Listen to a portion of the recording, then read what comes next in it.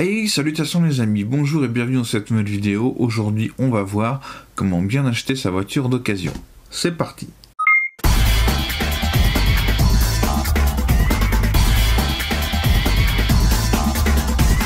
Alors, acheter sa voiture d'occasion, c'est parfois le parcours du combattant. Et on est un petit peu perdu, on ne sait pas trop par où commencer. On va voir chez les professionnels, on va voir chez les particuliers. On n'a pas forcément plus de garantie si c'est des véhicules à petit budget, par exemple des véhicules en dessous de 1500 €. Même s'ils n'ont pas le droit, ils vous font signer une décharge comme quoi le véhicule n'est pas garanti pendant les 3 mois obligatoires. Bref, c'est un petit peu compliqué. Alors avant même de se déplacer, d'aller voir le véhicule, de faire sa petite expertise, il faut d'abord que vous demandiez la carte grise au vendeur pour pouvoir faire quelques vérifications. Premièrement, vous allez sur le site du gouvernement qui vous permet de faire les attestations de non-gage. Je vous mettrai le lien dans la description. Donc c'est un.gouv.fr et donc ça vous permet avec le nom, l'immatriculation, la date du certificat de pouvoir sortir un certificat de non-gage. Un certificat de non-gage, c'est quoi? Ça veut dire que le véhicule n'est pas gagé. Par exemple, s'il y a un crédit qui est impayé ou s'il y a des fortes amendes de retard, eh ben, l'État, pour simplifier les choses, je pense que c'est plutôt la préfecture, peut mettre un gage sur le véhicule. Donc ça, c'est très important parce que si le véhicule est gagé, ben, vous ne pourrez jamais l'immatriculer à votre nom. Ensuite, il y a une deuxième chose qui va être très intéressante à faire, c'est d'aller sur le site Histovec, que je vous mets aussi en bas dans la description, qui va vous permettre d'avoir l'historique du véhicule. Alors, à quoi ça sert l'historique du véhicule? Vous aurez le kilométrage avec les contrôles techniques et vous aurez notamment le nombre de propriétaires avant vous.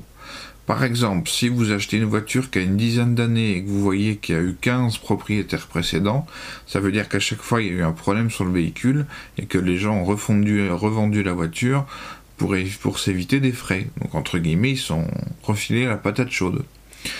Le kilométrage par rapport au contrôle technique, ça permet de vérifier que le compteur n'a pas été trafiqué et que le kilométrage est certifié. Par exemple, si vous voyez un contrôle technique à 150 000, puis un autre à 200 000, et puis le vôtre que vous achetez un contrôle technique à 80 000 km, ben là vous pouvez vous dire, soit il a changé le compteur, soit il l'a remonté. Donc il y a fraude sur le kilométrage. Donc ces deux éléments-là sont très importants, bien sûr.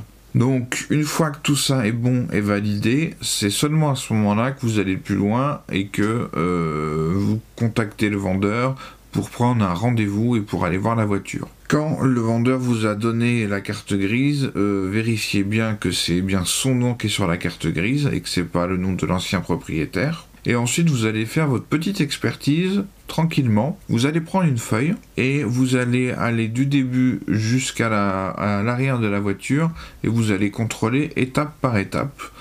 Donc moi, je me permets de vous dire ça parce que j'ai été expert véhicule d'occasion. Attention, je suis pas mécanicien, hein. J'étais juste expert véhicule d'occasion et j'étais responsable d'achat dans un grand garage. Et donc, d'expertise, j'en ai fait des centaines. Bref. Donc, vous prenez une petite fiche, je vais essayer de vous mettre un lien vers une feuille justement d'expertise où vous avez toute la voiture, de dessiner vue d'avion, et comme ça vous mettez des petites croix sur les éléments que vous voyez qui vont pas, etc. Donc vous commencez par l'avant de la voiture, déjà vous regardez au niveau des pare-chocs et des rayures, vous regardez si vous n'avez pas de fissures sur les feux, parce qu'il faut savoir une chose très importante, c'est que le contrôle technique ne dit pas que le véhicule est en bon état, le contrôle technique dit que le véhicule n'est pas dangereux pour vous-même et pour les autres.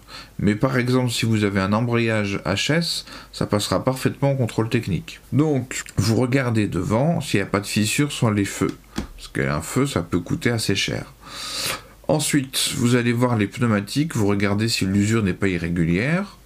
Ensuite, avec votre doigt, même si c'est un enjoliveur ou une jante alliage, ça fonctionne, vous mettez votre doigt sur le disque, attention que la voiture soit froide, et vous remontez comme ça, c'est-à-dire que le disque, il doit être parfaitement plat. Si vous remarquez un petit bourrelet comme ici, ça veut dire que le disque est à changer. Donc il faut que le disque soit totalement lisse.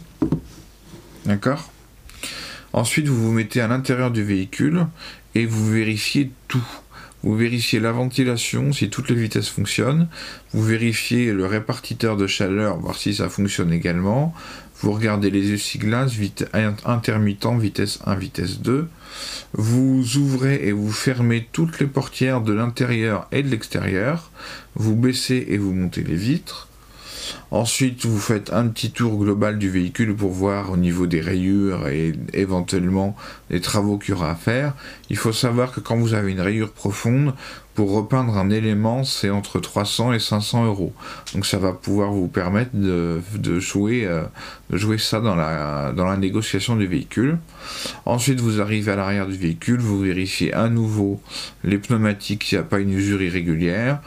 Si c'est des freins à disque, vous faites comme à l'avant. Si c'est des freins tambour, comme c'est le cas sur les petites voitures, eh ben, vous n'avez pas de moyen de vérifier.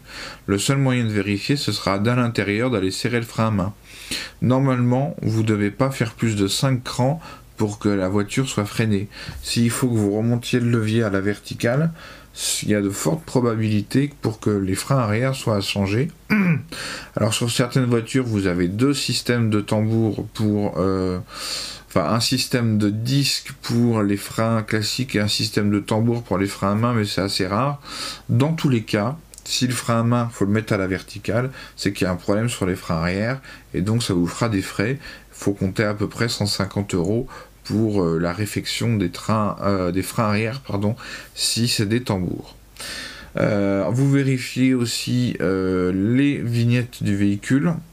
C'est-à-dire vous vérifiez que la vignette d'assurance elle est actuelle et que c'est pas un véhicule qui a été stocké pendant plusieurs années, voire plusieurs mois. Pourquoi ? Parce qu'un véhicule qui est en vente depuis plusieurs mois et qui est non assuré, ça veut dire qu'il y a eu un problème, que les gens essaient de le vendre, mais à chaque fois il y a un truc. Donc là c'est pareil, il faut que ça vous mette la puce à l'oreille. Ensuite, une fois que vous allez faire tout ça, vous allez faire l'essai dynamique du véhicule. L'essai dynamique du véhicule, c'est quoi ? C'est faire un tour en tapant dedans pour vérifier que tout va bien. Par exemple, un disque de frein voilé, au contrôle technique, ça ne se verra pas, mais quand vous allez freiner, ça va trembler au freinage. Donc quand vous êtes à 80 et que vous pilez, vous allez avoir le volant qui va faire comme ça, et c'est pas ce qui est le plus agréable.